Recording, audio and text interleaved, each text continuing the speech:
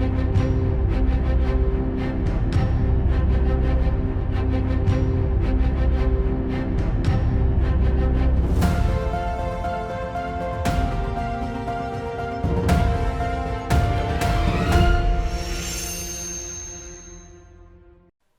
देख रहे सभी दर्शकों का स्वागत। मैं हूं लवदी बडियाल। बुलेटिन की शुरुआत कर लेते हैं हेडलाइंस के साथ। रेसलर्स और बृजभूषण शरण सिंह के विवाद में शनिवार को सोनीपत में हुई खाप पंचायत। मणिपुर हिंसा मामले को लेकर केंद्र सरकार ने राज्यपाल की अध्यक्षता में एक शांति समिति का किया गठन। एनसीपी प्रमुख शरद पवार ने पार्टी के स्थापना दिवस पर पार्टी संगठन में किए 2 अहम बदलाव। कनाडा के शहर ब्रैम्पटन में नगर कीर्तन के दौरान इंदिरा गांधी की हत्या पर निकाली गई झांकी से मचा बवाल। अब खबरें विस्तार के साथ। रेसलर्स और भारतीय कुश्ती संघ के पूर्व अध्यक्ष बृजभूषण के विवाद में शनिवार को सोनीपत में खाप पंचायत हुई। इसमें साक्षी मलिक और बजरंग पूनिया भी पहुंचे। दोनों ने खाप प्रतिनिधियों को गृह मंत्री अमित शाह और खेल मंत्री अनुराग ठाकुर से हुई मीटिंग के बारे में बताया। इस दौरान साक्षी मलिक ने कहा कि हमें लगातार धमकी भरी कॉल आ रही है। कहा जा रहा है कि समझौता कर लो, नहीं तो पूरा करियर खत्म हो जाएगा। जबकि हम पहले दिन से ही कह रहे हैं कि बृजभूषण को कस्टडी में लिया जाए। वह बाहर रहेगा तो दूसरों पर प्रेशर रहेगा। उन्होंने कहा कि पॉक्सो एक्ट वाली लड़की टूट चुकी है, धीरे धीरे और भी लड़कियां टूट जाएंगी। उन्होंने आगे कहा कि हम एशियन गेम्स तभी खेलेंगे जब ये सारा मुद्दा सुलझेगा। उन्होंने कहा कि मैं ये क्लियर कट कह देना चाहती हूँ कि हम सब एक हैं। मैं बजरंग और विनेश हम एक हैं और एक ही रहेंगे। विनेश ने ना आने का रीजन बताया है। कुछ इंक्वायरी चल रही है, कुछ और लीगल कार्रवाई है, वह भी संभालनी पड़ती है। वहीं बजरंग ने कहा कि सरकार बृजभूषण की गिरफ्तारी के लिए तैयार नहीं है। केंद्र ने 15 जून तक का समय लिया है। कोई कार्रवाई नहीं हुई तो बृजभूषण की गिरफ्तारी के लिए फिर से धरना दिया जाएगा। मणिपुर हिंसा मामले को लेकर केंद्र सरकार ने बड़ा फैसला लिया है। उसने मणिपुर के राज्यपाल की अध्यक्षता में एक शांति समिति का गठन किया है। बता दें कि इस समिति में मुख्यमंत्री भी शामिल होंगे। गृह मंत्रालय ने बताया कि शांति समिति के सदस्यों में मुख्यमंत्री, राज्य सरकार के कुछ मंत्री, सांसद, विधायक और विभिन्न राजनीतिक दलों के नेता शामिल होंगे। मंत्रालय के मुताबिक समिति में पूर्व सिविल सेवक, शिक्षाविद, साहित्यकार, कलाकार, सामाजिक कार्यकर्ता और विभिन्न जातीय समूहों के प्रतिनिधि भी शामिल हैं। बता दें कि मणिपुर में हिंसा का दौर अभी भी जारी है। ताजा मामला कोखेन गांव का है, जहां जवानों को वर्दी में आई मैती समुदाय के उग्रवादियों ने पहले कॉबिंग के बहाने ग्रामीणों को घरों के बाहर बुलाया और फिर उन पर फायरिंग करनी शुरू कर दी। इस गोलीबारी में एक महिला समेत 3 की मौत हो गई, जबकि 2 लोग घायल हुए हैं। सीबीआई ओडिशा में हुए रेल हादसे की जांच में जुटी हुई है। जांच एजेंसी ने बहनगा स्टेशन को सील कर दिया है। अब अगले आदेश तक स्टेशन पर कोई भी पैसेंजर ट्रेन या मालगाड़ी नहीं रुकेगी। बता दें कि हर दिन यहां से लगभग 170 ट्रेनें गुजरती हैं। हादसे के बाद यहां 60 ट्रेनें रुक रही थी। ये जानकारी रेलवे अधिकारी आदित्य कुमार चौधरी के हवाले से आई है। रेलवे अधिकारी का कहना है कि सीबीआई ने जांच के दौरान स्टेशन में मौजूद सभी दस्तावेज चेक किए। लॉग बुक, रिले पैनल और इलेक्ट्रॉनिक डिवाइस जब्त कर ली गई है। बता दें कि 2 जून को ओडिशा के बालासोर में 2 सुपरफास्ट एक्सप्रेस और एक मालगाड़ी की टक्कर हुई थी, जिसमें 288 लोगों की मौत और 1208 लोग घायल हुए थे। रेलवे अधिकारी ने बताया कि सीबीआई की 2 सदस्यीय टीम शुक्रवार को दुर्घटना स्थल पहुंची। एजेंसी ने यहां कई जगहों से कुछ जरूरी सबूत इकट्ठा किए। इसके बाद करीब 2 घंटों तक पैनल और रिले रूम की जांच की। टीम ने दोनों रूम और डेटा लॉकर को सील कर दिया। माना जा रहा है कि सीबीआई को हादसे से जुड़े कुछ अहम सबूत मिले हैं। गुजरात पुलिस के एंटी टेररिस्ट स्क्वाड ने पोरबंदर से श्रीनगर के 3 युवकों और सूरत की एक महिला को गिरफ्तार किया है। एटीएस सूत्रों के मुताबिक चारों के अंतर्राष्ट्रीय आतंकी संगठन आईएसआईएस के से लिंक हैं। महिला के पास से 4 मोबाइल और अन्य डिजिटल डिवाइसेस भी बरामद की गई है। गुजरात एटीएस के आईजी दीपेन भद्रन ने बताया कि गिरफ्तार चारों शख्स आतंकी संगठन आईएसआईएस खुरासान के मॉड्यूल का हिस्सा है।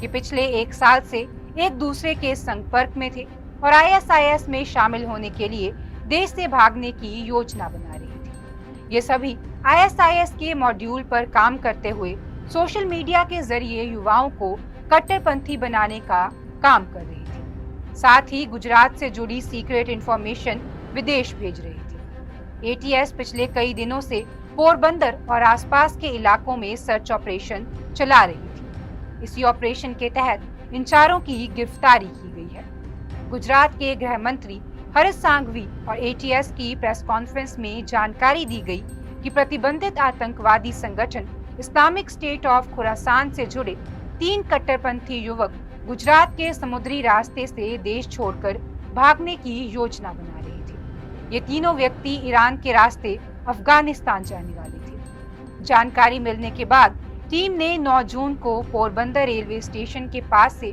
3 युवकों को हिरासत में लिया। इसके बाद इनकी सहयोगी महिला को सूरत से गिरफ्तार किया गया। बता दें कि इनके लोकल लिंक तलाशे जा रहे हैं।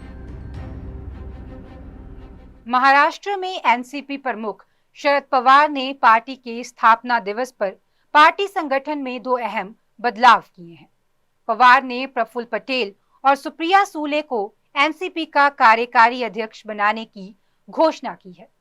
शरद पवार ने इस घोषणा के साथ ही सुप्रिया सूले और प्रफुल्ल पटेल को नए प्रभार भी सौंपे। सुप्रिया को महाराष्ट्र, हरियाणा और पंजाब का प्रभार दिया गया और प्रफुल्ल पटेल को मध्य प्रदेश, गोवा और राजस्थान का प्रभारी बनाया गया है। शरद पवार के इस फैसले को अजीत पवार के लिए झटका भी माना जा सकता है। हालांकि अजीत पवार की मौजूदगी में ही ये घोषणा की गई। शरद पवार ने 1999 में उनके और पीए संगमा द्वारा स्थापित पार्टी एनसीपी की 25वीं वर्षगांठ पर ये घोषणा की। बता दें कि पवार ने पिछले महीने पार्टी के अध्यक्ष पद से इस्तीफे की पेशकश की थी। इसके बाद पार्टी के सदस्यों के साथ साथ अन्य राजनीतिक नेताओं ने जोरदार विरोध किया। पवार की पेशकश पर विचार विमर्श के लिए गठित एनसीपी पैनल ने 5 मई को उनके इस्तीफे को खारिज कर दिया था और उनसे पार्टी अध्यक्ष बने रहने का आग्रह किया था। गृह मंत्री अमित शाह शनिवार को गुजरात के पाटन जिले के सिद्धपुर पहुंचे। इस दौरान उन्होंने जनसभा को संबोधित करते हुए राहुल गांधी पर जमकर हमला बोला।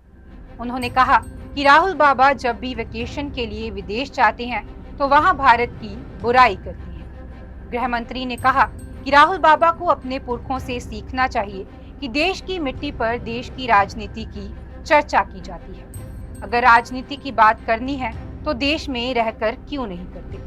किसी नेता को विदेश जाकर अपने ही देश की निंदा करना शोभा नहीं देता। बता दें कि गुजरात बीजेपी की ओर से पाटन के अलावा बनासकांठा के थराद में भी एक जनसभा का कार्यक्रम आयोजित किया गया है। यहाँ मुख्यमंत्री भूपेंद्र पटेल विशाल जनसभा को संबोधित करेंगे। इस दौरान वह नरेंद्र मोदी सरकार के 9 साल पूरे होने के अवसर पर केंद्र सरकार की उपलब्धियां बताएंगे। बीजेपी के मुख्यालय में प्रेस कॉन्फ्रेंस के दौरान पेट्रोल डीजल की कीमत में कमी को लेकर सवाल पूछे गए। इस पर पेट्रोलियम मंत्री हरदीप सिंह पुरी ने कहा कि मौजूदा समय में वह स्थिति में नहीं कि जहां पर कुछ भी ऐलान कर सके। जैसे जैसे हम आगे बढ़ेंगे हम देखेंगे कि क्या किया जा सकता है। उन्होंने आगे कहा कि पिछली तिमाही तेल कंपनियों के लिए अच्छी रही है, कुछ नुकसान कवर हुआ है, वे बहुत अच्छे कॉरपोरेट नागरिक रहे हैं। जैसे जैसे हम आगे बढ़ेंगे हम देखेंगे कि क्या किया जा सकता है। पुरी ने आगे कहा कि नरेंद्र मोदी की सरकार ने अप्रैल 2022 के बाद से तेल की कीमतों में इजाफा नहीं किया और सरकार ने सुनिश्चित किया है कि कच्चे तेल के दाम में बढ़ोतरी का आम जनता पर कोई असर न हो। पुरी ने विपक्षी पार्टियों पर निशाना साधते हुए कहा कि गैर बीजेपी शासित राज्य पेट्रोलियम की कीमत के मुद्दे को सबसे ज्यादा आवाज उठाते हैं, लेकिन उनके शासन वाले राज्यों में भाजपा शासित राज्यों की तुलना में अधिक वैट है। बता दें कि कच्चे तेल की कीमत में पिछले कुछ महीनों में गिरावट का ट्रेंड जारी है। ब्रेड क्रूड की कीमत $100 प्रति बैरल से $75 प्रति बैरल पर आ गई है। हालांकि देश में पेट्रोल डीजल की कीमत में कोई बदलाव देखने को नहीं मिल रहा। कनाडा के शहर ब्रैम्पटन में नगर कीर्तन के दौरान इंदिरा गांधी की हत्या पर निकाली गई झांकी से विदेश में बवाल मच गया है। खालिस्तानी समर्थकों की इस हरकत की हर तरफ आलोचना और निंदा हो रही है। यहाँ तक कि कनाडा के अधिकारियों और सांसदों ने भी इसका विरोध शुरू कर दिया है। सांसदों और अधिकारियों ने कहा कि कनाडा में हिंसा के लिए कोई जगह नहीं। चौतरफा हो रही निंदा से सब कपाए खालिस्तानी अब अपने कृत्य को ठीक ठहराने पर उतारू हो गए हैं। खालिस्तानी संस्था सिख फॉर जस्टिस ने इंदिरा गांधी हत्याकांड झांकी पर अपनी सफाई दी है। सिख फॉर जस्टिस ने सोशल मीडिया पर कहा कि प्रदर्शन का उद्देश्य हिंसा के लिए किसी को उकसाना या बढ़ावा देना नहीं था। झांकी में इंदिरा गांधी ने 1984 की जो हिंसा की शुरुआत की थी, सिर्फ उसके परिणाम दिखाने की कोशिश की गई है। कनाडा के सांसद चंद्र आर्या ने पूर्व प्रधानमंत्री इंदिरा गांधी की हत्या पर निकाली गई झांकी पर कड़ा इतराज जताया है। उन्होंने खालिस्तानी समर्थकों के इस कृत्य की निंदा करते हुए कहा कि यह कनाडा की संस्कृति के खिलाफ है। उन्होंने साफ साफ कहा कि खालिस्तानी समर्थकों ने लाइन क्रॉस की है। कनाडा की सरकार को उनके खिलाफ कार्रवाई करनी चाहिए। आज के बुलेटिन में फिलहाल इतना ही। आप देखते रहें BTV। Be positive, be yourself.